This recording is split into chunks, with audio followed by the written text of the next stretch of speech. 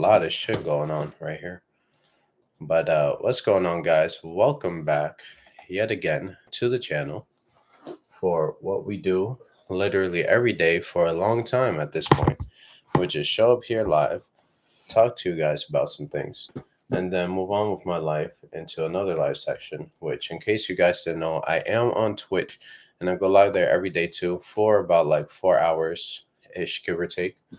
And there we just chill, talk, um, play some video games, react to some amazing different pieces of content. And so today we're getting into something that's near and dear to my heart. Today we're talking about what being a dad taught me about business and leadership. And so there's so many lessons, right? And there's lessons that continue to happen every single day when it comes to learning from my kids. It's literally, as you see, my hair is a mess. It's Thanksgiving. So I hope you guys have been thankful for stuff. I'm thankful for this hair that, had some itis attached to it. So we were knocked out for a little bit. But so um hopefully you're thankful for the right things. I'm thankful for, you know, all the food that I ate, the children that I have, the relationships that I have, and the health that I have, and all that. Truly thankful for that, and thankful for another day to be here on this paradise that we call Earth. And so, before we get into everything about this video, which can be a super long-winded video all at the same time, as my mechanic self attacks me through their operations. Let's get into this book. Meditations. The one back piece, this little section is all I need. That's why it's still sealed, not open. So I could resell it one day and be like, hey, actually, I want a refund back on this book because I did not like it. That's really what I'm waiting for. But anyways, if someone, and I'll probably be too late, I'll be a year late for that refund. If someone can prove me wrong and show me my mistake and any thought or action, I shall gladly change. I seek the truth, which never harmed anyone. The harm is to persist in one's own self-deception and ignorance. Meditations. All right. So the thing is,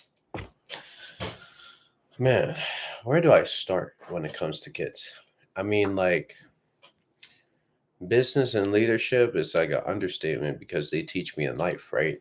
And so when it comes to um, just being a leader, it's like teaching patience, number one, to have so much patience and understanding that um, the kids are starting from the beginning, right? So they don't understand nothing. Just like as if an employee would enter my company and they don't know shit about what I got going on and the structure of how I do everything, right? And so they would have to learn this structure through, whatever mess that we go through. And so, do I know all the questions that they're going to have? Maybe I know some, but not all of them. And so, that helps me prepare for being a better teacher. So when the first son asked me questions, I have a few sons. When the first son asked me questions, then those questions are something that I apply to the next son, right? And so when I keep on applying that strategy, if you will, of like the questions that one son asked me, I'm ready for like the next son. And so, like, when the oldest asks me something, it then goes to boom, I could teach that to the next son. So, those questions that he might have, maybe they get solved because I solved them for his brother, and vice versa, right? And so, it teaches me that, of course, they're not the same. They learn differently, even though they're very similar. They're years apart, right? But they're very similar in the sense of how they absorb information. And so because they absorb information in a certain way, it's like I have to teach them in that certain way.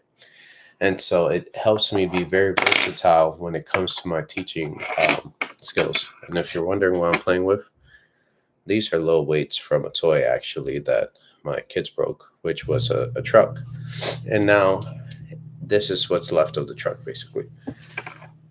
Anyways, apparently they're weights. Like, why do you need weights in baby trucks?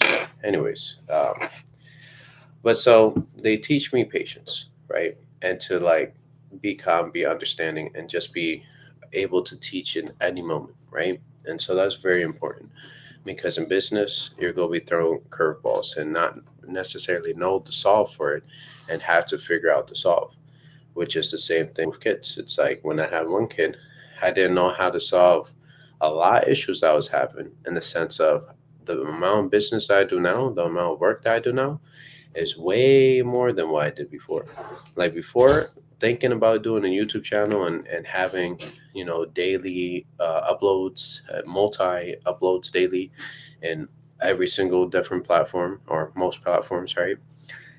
That was way beyond me. I was like, yeah, this is impossible. I cannot do that. I don't even know how to fucking think right now, let alone go ahead and do business stuff, go ahead and do, dates with my wife, go ahead and do all these different things because I have this one kid. I can't do it. And so at that time, I didn't have the capacity, or I didn't know that I had the capacity to do more. But so through that, it made my leadership become more succinct, more simpler, more specific, right? And so it made it faster. And so now, when things are happening, it's with speed, right? These things are not necessarily edited or ever edited yet, right? And it's like it's an archive of content to go back to and reuse. That's all it is. And so it's like even though I don't have the ability to edit this stuff right now, it's fine. We have the the ability to create it. And so since we have the ability to create it, to post it, it's like it's already got used, right? Once. And we're bound to use it at least twice, if not multiple times. Because the amount of people that are reusing content is a lot. But the amount of people being able to create the content multiple times is not a lot, right? They can't show up every day on a screen, provide value every single time. They don't have that ability. And that might be because they don't have enough life experiences. They don't have they haven't self-developed enough. And so what I've learned is that self-development is the only way to be able to achieve the most in this life. Because if I stop self-developing, let's say when I said I couldn't do much with my one kid, then I wouldn't be here with as many other kids that I have now. And so because of that, it has taught me how to really time manage myself, how to develop myself better as time goes on. Like as time goes on, I develop myself more. It's more faster. It's like I absorb information quicker and stuff like that. And that's only because of what they've taught me, the lessons that they teach me. And if I didn't learn these lessons, right, and I could really go on for a long time with just like if we sit down and think about it, I could go for a long time with the lessons that they teach me. But it's like through just the daily interactions of seeing how they interact, it actually inspires me to like do stuff. And so just like sitting there for a moment, we don't have time in this world of like productivity, but by having just a moment to sit down for 5 minutes, just stare at them and see how they interact with each other, it's like, wow, that's interesting. There's a lot to learn in those 5 minutes of just like sitting there and watching them, of how, maybe they play with each other, maybe they don't play with each other, maybe they share, maybe they don't share. Why do they do that? Why is in this moment that they are sharing? Why is in this moment that they aren't sharing? And really understanding them, not interrupting them when they're going through their daily life, right? But observing them and seeing how to guide them through their daily life better.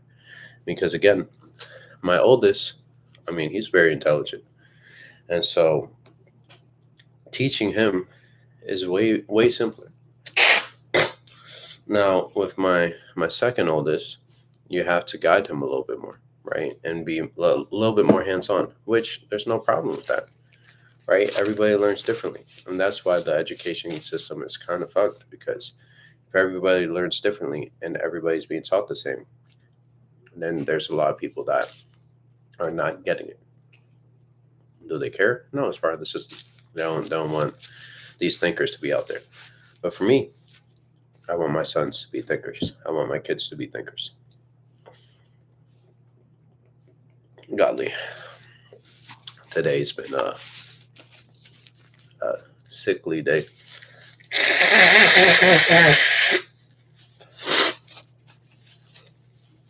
Or a sickly week, if you will. A couple of days. Fuck. Release all of the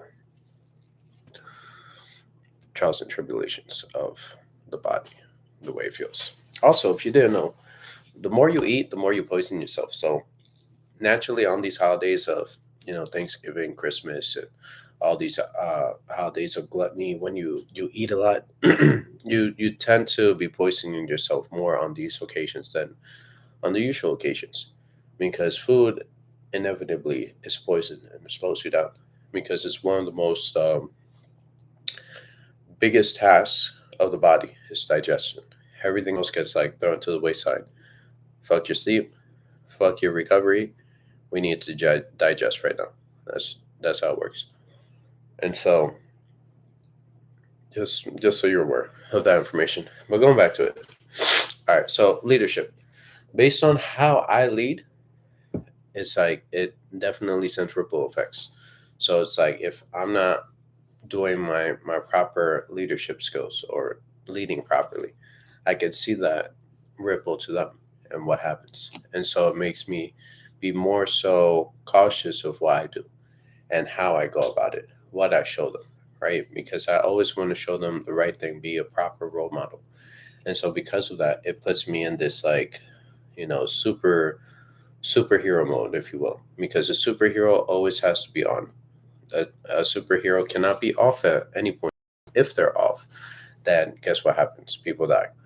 I'm not saying this is that crazy, but if I'm off for a long time, guess what happens? Shitty sons, shitty citizens, shitty human beings. So we don't want to craft anybody who's shitty. We don't want to craft anybody who's trash. We want to craft quality humans, right, with a quality mind and who could provide value to the world. And so leadership stems from that. And so I always tell my oldest son that he is the leader of the rest. And that's not to say that the other ones aren't leaders as well.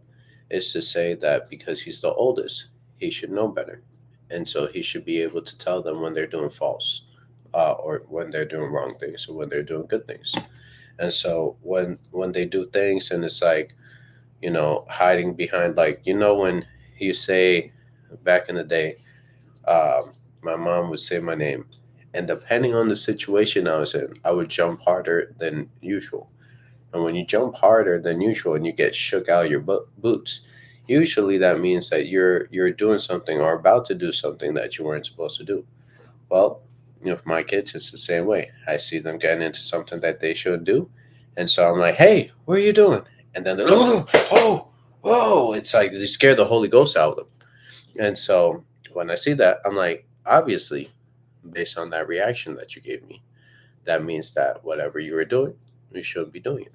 So how about you stop doing it and do something else, right?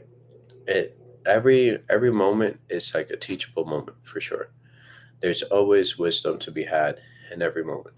And so it's like, of course, I don't know if I'm gonna have a daughter in this lifetime. If I do, I don't know what becomes of me, because I would be sad but happy at the same time. Because then eventually I have to give her away, and eventually I have to maybe destroy this person. So that's why daughters are scary. But the double standard is that that kind of protection, that kind of caution is something that I can't have with my boys, because the world is not that simple, right? So stemming back to the leadership aspect of them, of things, I have to lead them in a way that allows them to grow into somebody who is of resilience, of strength, right? And not somebody of dependency. So most of the times, they I tend to be the fixer, if you will. You come to me, daddy will fix a toy or whatever. But a lot of the times it's like, hey, you gotta solve that problem. There's certain problems that they're kids, so it's harder for them to solve. And so if they need help, of course, I'll help them.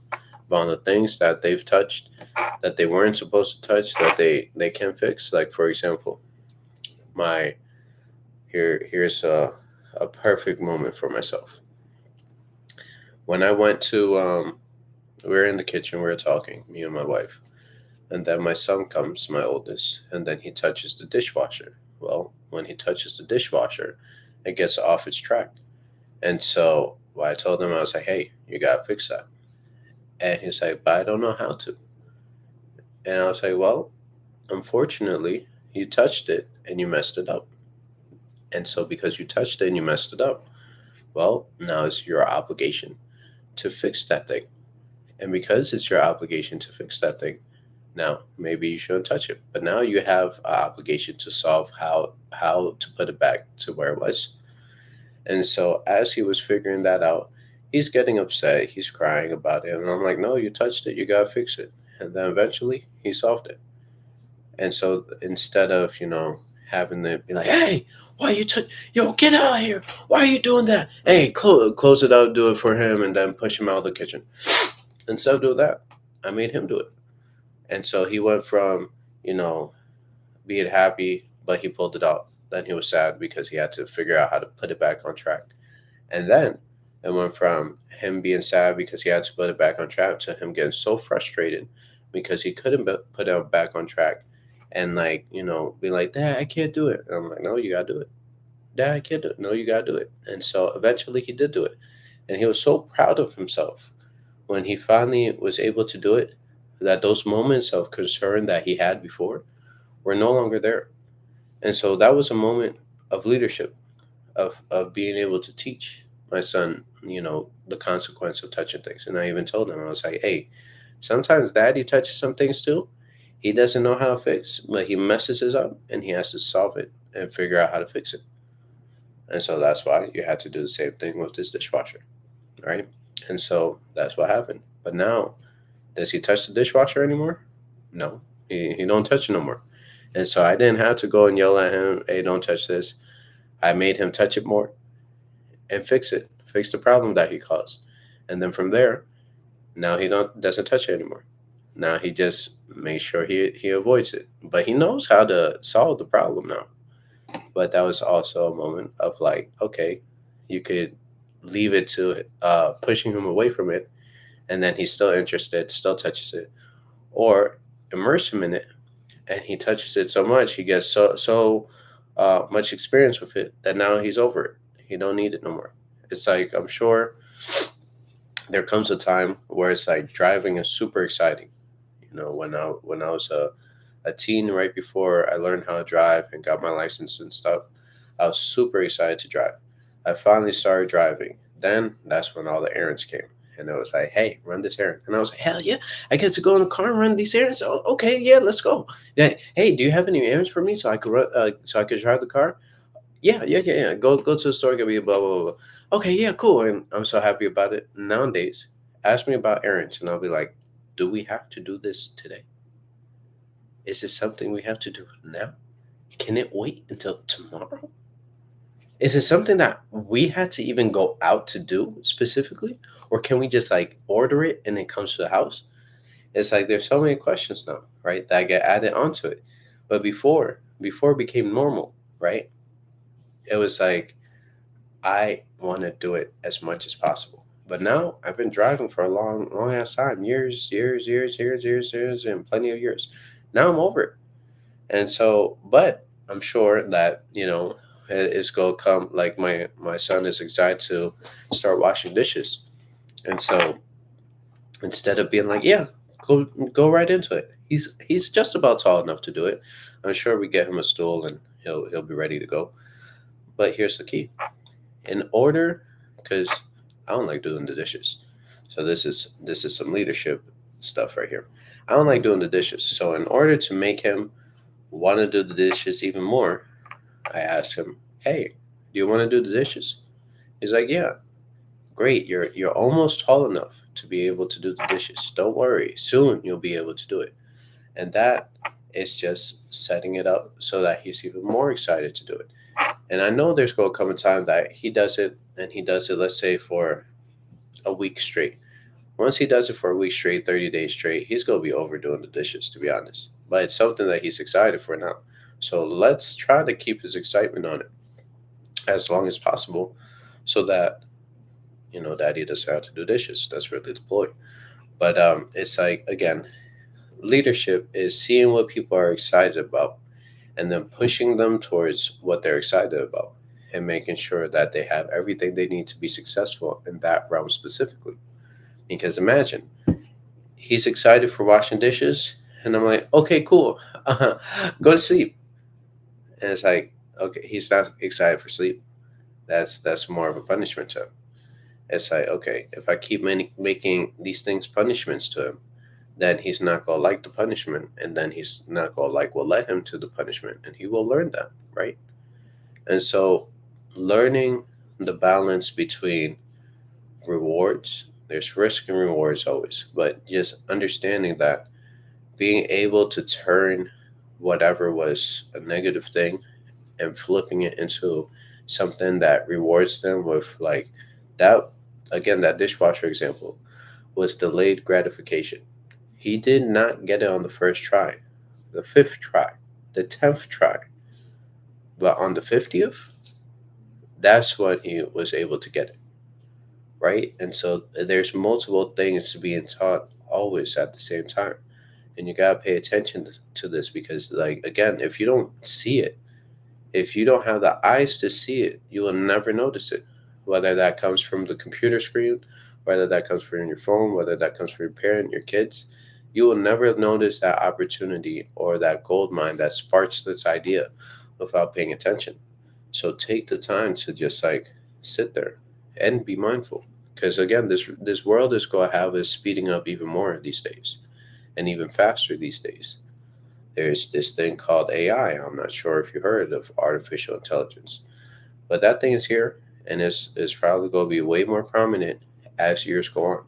And already for myself, just seeing the capabilities of how it literally destroys what I was going to do in terms of hiring people, it literally destroyed that for me.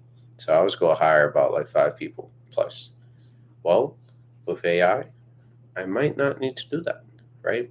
And so eventually, there's going to be a one-man business with AI. That could be my son. Who knows? One man billion-dollar business. Maybe it'll be my son. Who knows? But for the most part, again, it's like there's so many learning opportunities everywhere, not just with your kids, but in every single second in life, there's a lesson, right? And so you could either turn that into a lesson that you transmute into some positive joy for yourself, or you could transmute it to nothing, right? Everything has the ability to be changed into something else. Matter cannot be created or destroyed, right? It can only be changed into something else. And so that's something else. It's like love. What does love transfer into? Well, if we have sex, then it becomes a kid. If we make love, it becomes a kid. So again, business and leadership, kids and family are basically one and the same thing because it's a constant improvement. You can't tell me that you turned into a parent and you know everything that you were supposed to do to the T. No, you probably are an adult just like every other adult that doesn't know shit until they have to know shit, right? And so if the world doesn't force you in that aspect, then you'll never know. And for me, I'm truly blessed. I hate blessed. I'm truly grateful and thankful for the opportunity to have kids because I chose to bring my kids into this world. They didn't choose to be brought into this world. Remember that. I did because I was adult enough to put my PP where it belongs, but maybe it shouldn't belong. Now I have kids. So if I was responsible for enough for that, then I should be responsible enough to take care of the kids the right way, right? Because they're not my stress at all. Sometimes they test my patience, right? But they're not my stress. My kids are literally the cornerstone of everything I do because I get to literally pour everything that I've learned, all the lessons that I'm pouring into you guys is something that I get to pour into them. And so ultimately, the more experiences that I have in my life, the more experiences I get to give to them, and the more experiences they get to give to me. Because remember, it's not a one-way street; it's a back and forth street. And even though I'm not expecting to necessarily, I don't expect to learn, some vocabulary from my kids, but sometimes they teach me stuff that I don't know. My son's into dinosaurs. I don't know dinosaurs that well, but shoot, with him, shoot, I know a lot more about dinosaurs now than I did before. And so again, everybody can teach you something. So be able to be willing, accepting, and be able to listen. I mean, at the end of the day, it's communication that allows us to bridge the gap between knowledge and not, because communication is through books, right? They're communicating their point of view. I'm communicating my point of view of what being a dad taught me about business and leadership, and it's literally being a dad to everybody. Basically, that's basically what a leader is: a dad to everybody. They give you the best advice that they can at the time, and they hope that you use it wisely and you succeed. And so it's all up to you. So remember that being a parent is about learning and constantly learning every single day. Don't think that just because you have a high school diploma, a college degree, a PhD, what have you, that allows you to stop learning. Because best believe there's a lot more that you don't know in your specific field, right? I know a decent amount about business and about other realms. I know I still don't know shit. There's still rich people that know a lot more than me. There's still other people that are more intelligent than me. There's always going to be that gap. But just remember that the race is more so yourself. You're racing with yourself. Be better than you were be 1% better than you were the day before. And that's all you have to do. Just reflect on everything that you got going on. And with that being said, I appreciate you guys watching this video. Don't forget to like, comment, share, and subscribe. Check the link in the description box below. That'll take you to a community called I Learned It From the Internet. And there you'll have more access, personal access to me. And that's it. I'll see you guys tomorrow at 8 p.m. Central Standard Time. And for that, I thank you for being here and for tuning in next time. Peace.